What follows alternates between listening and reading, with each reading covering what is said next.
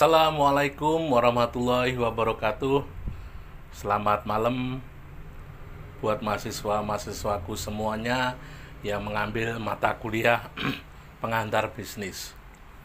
Pada malam hari ini kita di pertemuan ketiga akan membicarakan tentang pengertian dan bentuk usaha di Indonesia.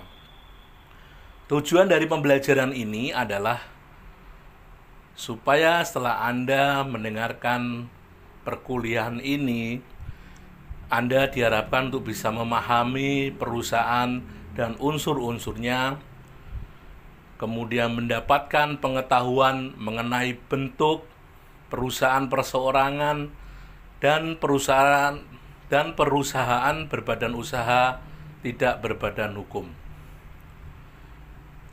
Dan terakhir untuk bisa supaya mendapatkan pengetahuan mengenai bentuk perusahaan berbadan hukum. Marilah sebelum kita mulai perkuliahan pada malam hari ini, kita awali dengan berdoa. Bagi yang beragama Muslim, silakan Anda membaca basmalah bersama-sama. Bismillahirrahmanirrahim. Bagi yang beragama non-Muslim, silakan Anda berdoa menurut agama dan keyakinan Anda. Oke, terima kasih. Seminggu kita berpisah, seminggu pula usia kita bertambah. Kegiatan usaha di Indonesia dijalankan oleh para pengusaha yang bergerak di sektor formal maupun informal. Sektor informal dalam terminologi ekonomi pembangunan merupakan sektor ekonomi yang didefinisikan oleh International Conference of Labor Statistics sebagai unit engaged in the production of goods and service with the primary objective of generating employment and incomes to the person involved. This unit typically operate a low level of organization with little or no division between labor and capital as factor of production and on small scale. Labor relation where the exist are based mostly on casual employment, kinship or personal and social relation rather than contractual arrangement with formal guarantees. Sektor informal berbeda dengan sektor formal, di mana sektor formal merupakan sektor perekonomian yang diatur oleh undang-undang, dikenakan pajak, memiliki organisasi formal, dan di dalamnya organisasi perusahaannya terdapat hubungan antara ketenaga kerjaan sesuai dengan Undang-Undang Tenaga Kerja yang berlaku. Berikut akan saya jelaskan mengenai pengertian dan bentuk-bentuk usaha yang ada di Indonesia, di mana pada saat kita membahas bentuk-bentuk usaha yang dimaksud itu, sebagian besar memiliki konotasi usaha yang bergerak di sektor formal, kecuali usaha perseorangan yang sebagian besar diantaranya berbentuk usaha informal. Perusahaan dan unsur-unsurnya. Pengertian perusahaan, usaha, dan pengusaha. Menurut Undang-Undang Nomor 3 Tahun 1982 tentang wajib daftar perusahaan, Pasal 1 huruf A, yang dimaksud dengan perusahaan adalah setiap bentuk usaha yang menjalankan setiap jenis usaha yang bersifat tetap dan terus-menerus yang didirikan, bekerja, serta berkedudukan di dalam wilayah negara Indonesia dengan tujuan memperoleh keuntungan dan atau laba. Definisi perusahaan terdapat pula dalam Undang-Undang Nomor 1 Tahun 1987 tentang Kamar Dagang dan Industri, pasal 1 huruf C, yaitu setiap bentuk usaha yang menjalankan setiap jenis usaha yang bersifat tetap dan terus-menerus yang didirikan dan bekerja serta berkedudukan dalam wilayah Republik Indonesia untuk tujuan memperoleh keuntungan dan atau laba. Sedangkan yang dimaksud dengan usaha dalam pasal 1 Undang-Undang Nomor 3 Tahun 1982 tentang wajib daftar perusahaan adalah setiap tindakan, perbuatan, ataupun kegiatan apapun dalam bidang perekonomian yang dilakukan oleh setiap pengusaha untuk memperoleh keuntungan dan atau laba.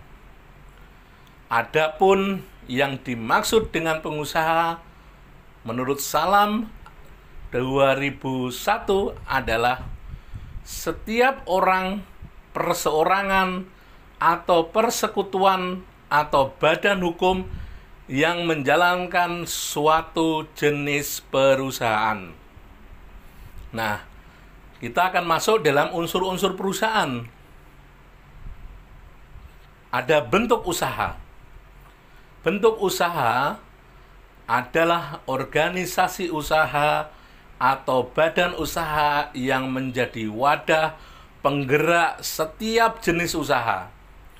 Bentuk usaha atau bentuk hukum perusahaan dapat berupa perusahaan perseorangan, persekutuan, dan hukum dan badan hukum yang didirikan, bekerja dan berkedudukan dalam wilayah negara Indonesia. Bentuk usaha ini dalam bahasa Inggrisnya disebut company atau corporation. Yang kedua adalah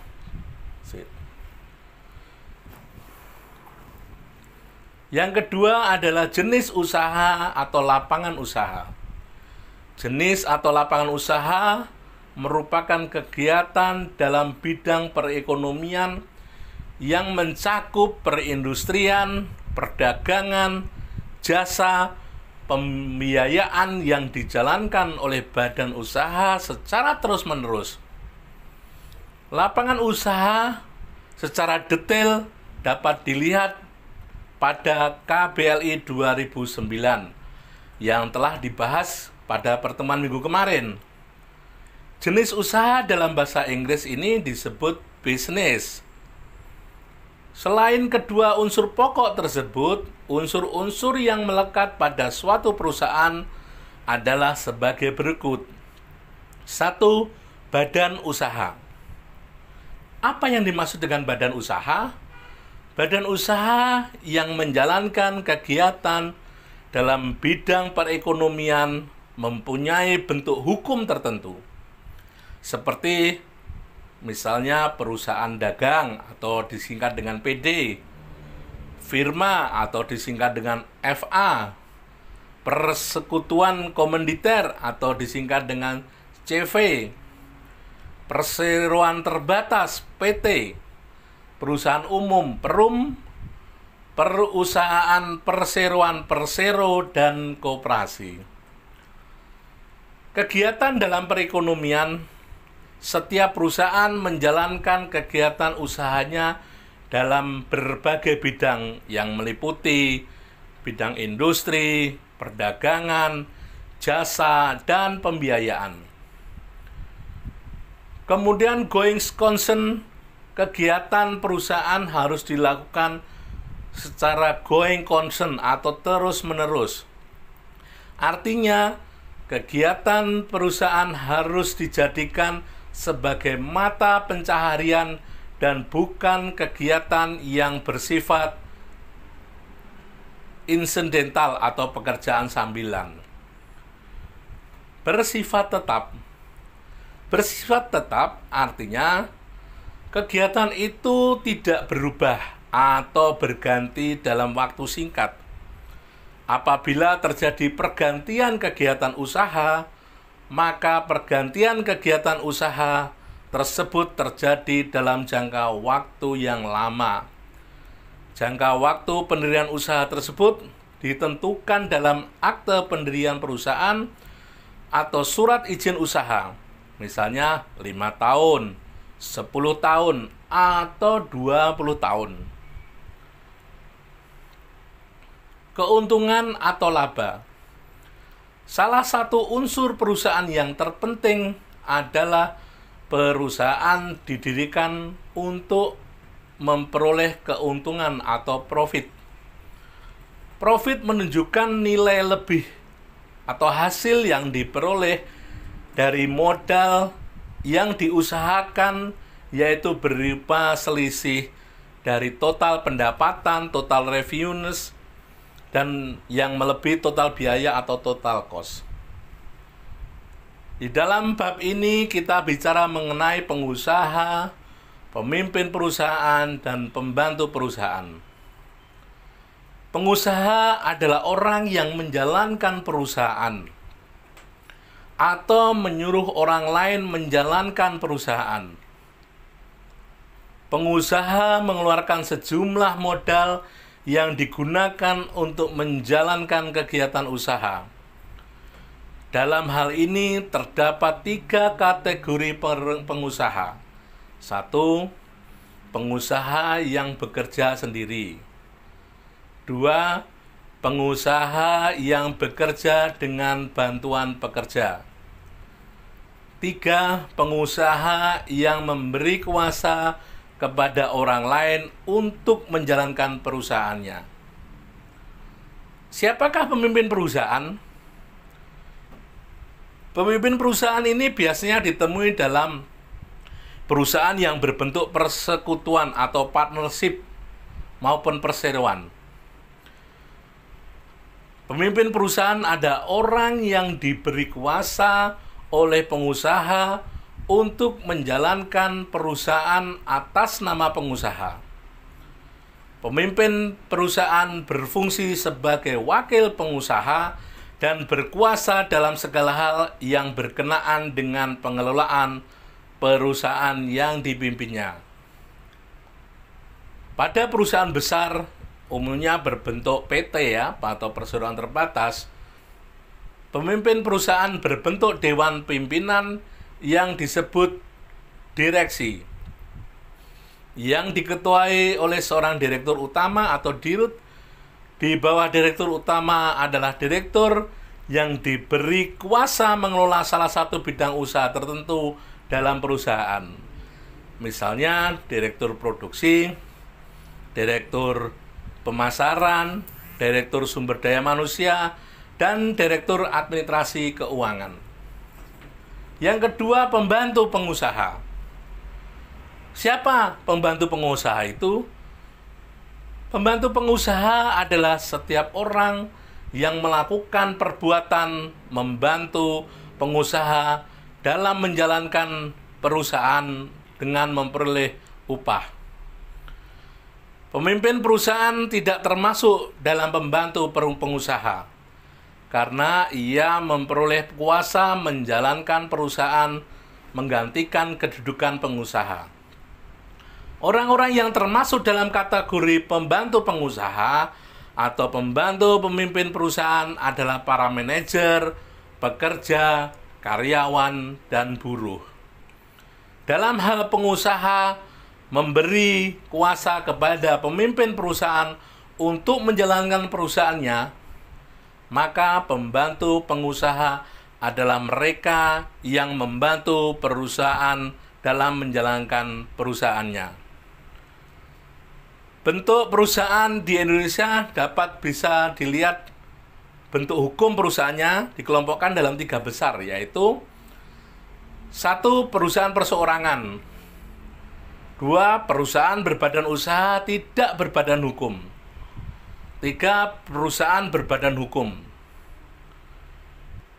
Perusahaan perseorangan dan perusahaan berbadan usaha tidak berbadan hukum.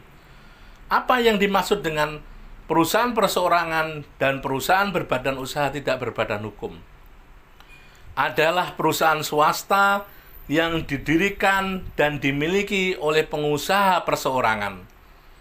Pendiri perusahaan perseorangan tidak diatur dalam Kitab Undang-Undang Hukum Dagang, tetapi pengertian perusahaan perseorangan dapat mengacu pada pasal 6 dan pasal 18 Kitab Undang-Undang Hukum Dagang. Pendirian perusahaan perseorangan tidak memerlukan perjanjian, karena mereka hanya didirikan oleh sekelompok. Pendirian perusahaan perseorangan tidak memerlukan perjanjian, karena hanya didirikan oleh satu orang pengusaha saja. Perusahaan perseorangan dapat dibagi menjadi dua kelompok, yaitu usaha perseorangan berizin dan usaha perseorangan tidak berizin.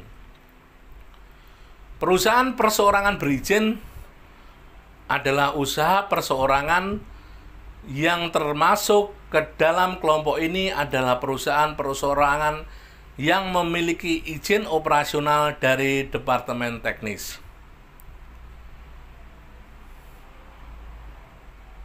Usaha perseorangan yang tidak memiliki izin adalah usaha perseorangan yang tidak memiliki izin, misalnya usaha perseorangan yang dilakukan oleh pedagang kaki lima, toko kelontong, pedagang eceran, dan lain-lain.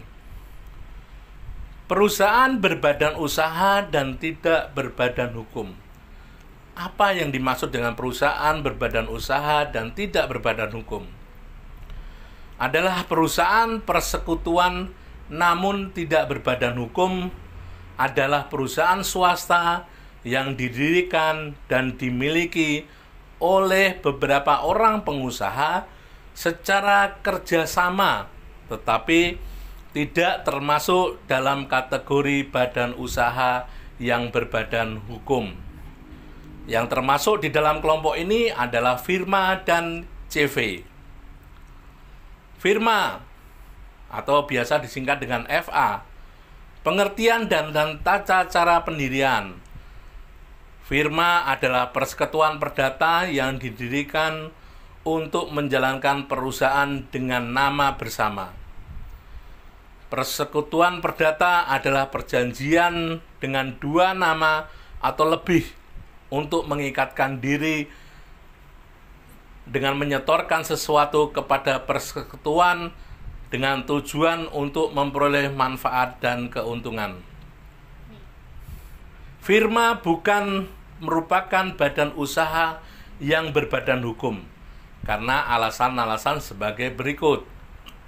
Tidak ada pemisahan harta kekayaan antara persekutuan dan pribadi sekutu-sekutu. Setiap sekutu bertanggung jawab secara pribadi untuk keseluruhan. Maksudnya bahwa masing-masing sekutu bertanggung jawab atas perikatan yang telah dibuatnya sendiri dan perikatan yang dibuat oleh sekutu lainnya. Yang kedua, firma tidak ada keharusan pengesahan akta pendirian oleh Menteri Hukum dan Hak Asasi Manusia. Persekutuan komanditer atau CV. Persekutuan komanditer adalah firma yang mempunyai satu atau beberapa orang sekutu komanditer. Persekutuan komanditer mempunyai dua macam sekutu, yaitu sekutu komplementer dan sekutu komanditer. Sekutu komplementer adalah sekutu aktif yang menjadi pengurus persekutuan. Pada sebuah CV, hanya sekutu komplementer yang dapat melakukan hubungan hukum dengan pihak ketiga. Selain itu, menurut pasal 18 Kitab Undang-Undang Hukum Dagang, sekutu komplementer memiliki tanggung jawab yang tidak terbatas terhadap kerugian yang diderita oleh CV.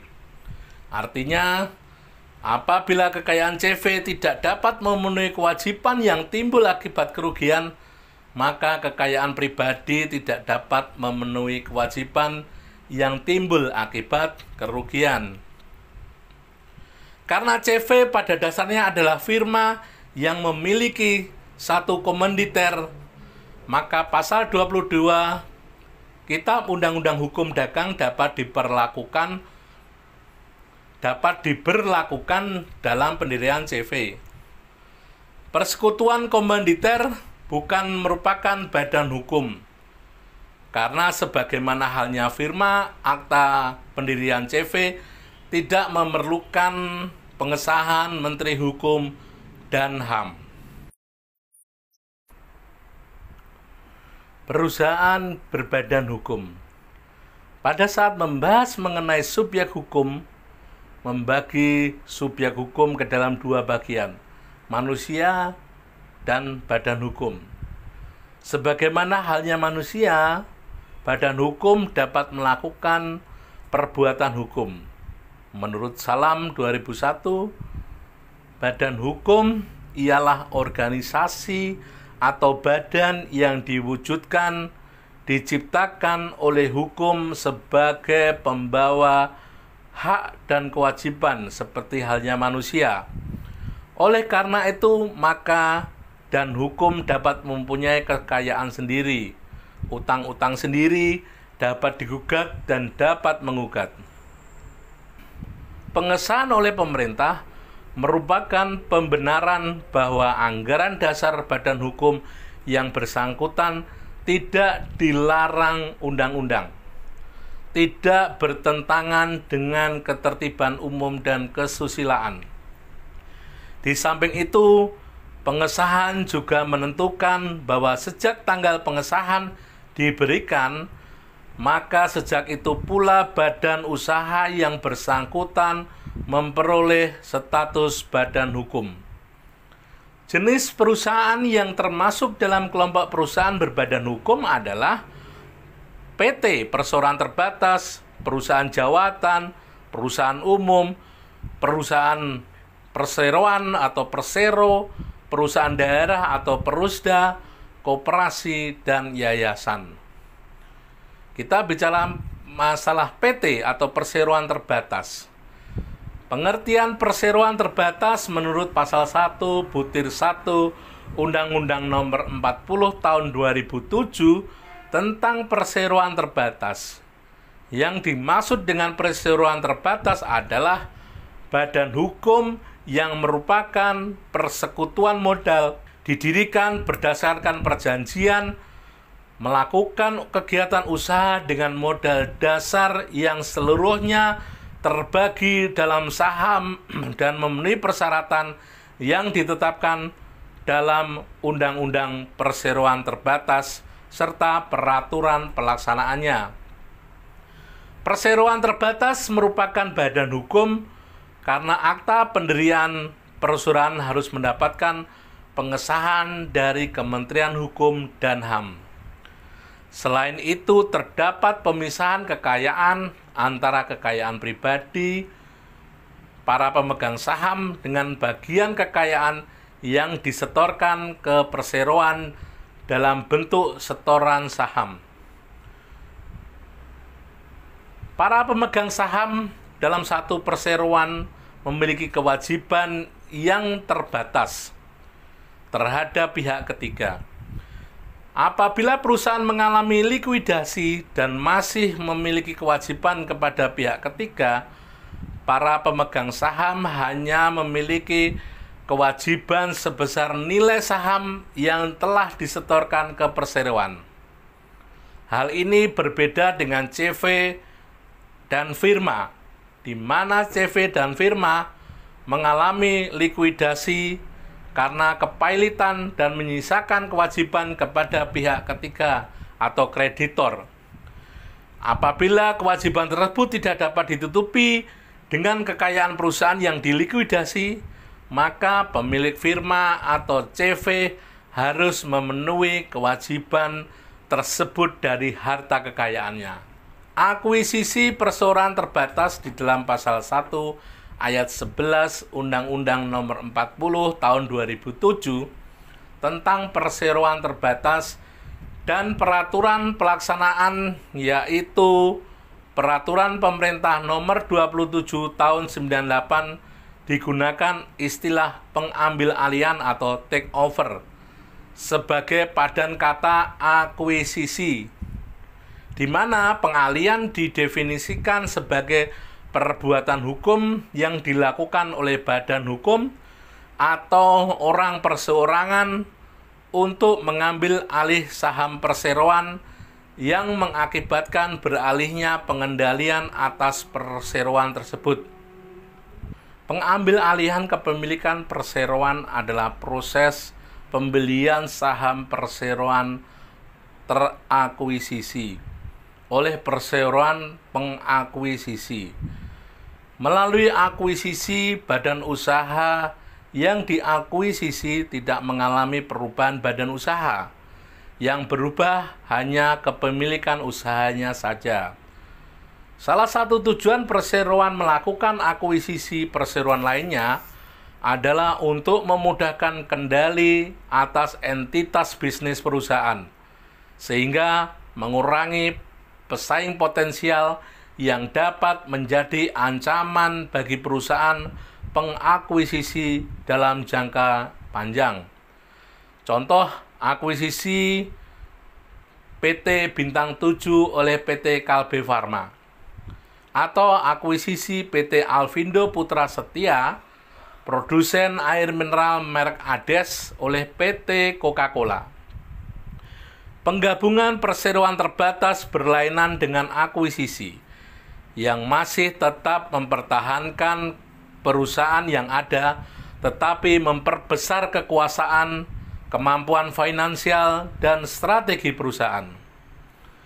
Dengan kegiatan penggabungan, salah satu badan usaha tetap berdiri, sedangkan yang lainnya bubar, karena bergabung dengan badan usaha yang masih ada. Misalnya pada saat Bank Duta di-merger dengan Bank Danamon, maka Bank Duta lenyap dan hasil merger menggunakan nama Bank Danamon. Peleburan perseroan terbatas terjadi apabila dua atau lebih perseroan yang tergabung meleburkan diri membentuk perseroan baru, sedangkan perseroan yang lama bubar.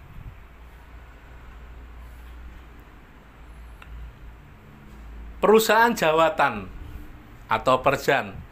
Perusahaan jawatan adalah perusahaan negara, badan usaha milik negara atau BUMN, yang seluruh modalnya berasal dari kekayaan negara yang dipisahkan dan menjadi bagian integral dari departemen teknis. Perusahaan negara ini lebih mengutamakan pelayanan umum public service, kendati tidak boleh melepaskan diri dari kaidah efisiensi dan efektivitas usaha. Kemudian ada Perum, ya. Perum atau perusahaan umum adalah perusahaan negara BUMN yang seluruh modalnya dimiliki negara dari kekayaan negara yang dipisahkan dan yang tidak terbagi atas saham-saham. Perum adalah badan hukum. Kedudukannya sebagai badan hukum diperoleh dengan berlakunya peraturan pemerintah tentang pendiriannya. Lapangan usaha Perum tidak semata-mata melayani kepentingan umum atau pemberi jasa, sebagaimana lapangan usaha perjan, melainkan juga sifat mencari keuntungan atau memupuk pendapatan. Persero diatur dalam peraturan pemerintah nomor 12 tahun 98. Persero adalah perusahaan negara BUMN yang berbentuk perseroan terbatas, di mana modal usaha negara dalam bentuk perseroan dapat mempunyai dua kemungkinan. Satu, seluruh modal persero dimiliki oleh negara. Yang kedua, sebagian modal persero paling sedikit 50% dimiliki oleh negara dan sebagian lainnya dimiliki oleh swasta. Maksud dan tujuan pendirian persero adalah menyediakan barang dan jasa yang bermutu tinggi dan berdaya saing kuat baik di pasar dalam negeri maupun internasional, memupuk keuntungan guna meningkatkan nilai perusahaan. Perusahaan daerah. Perusahaan daerah adalah perusahaan-perusahaan yang didirikan oleh pemerintah daerah, badan usaha milik daerah atau BUMD, baik di pemerintah daerah tingkat provinsi maupun pemerintah daerah tingkat kabupaten atau kota madya. Perusahaan daerah diatur oleh Undang-Undang Nomor 5 Tahun 1962 tentang perusahaan daerah, dan modal perusahaan daerah seluruhnya atau sebagian berasal dari kekayaan daerah yang dipisahkan. Koperasi.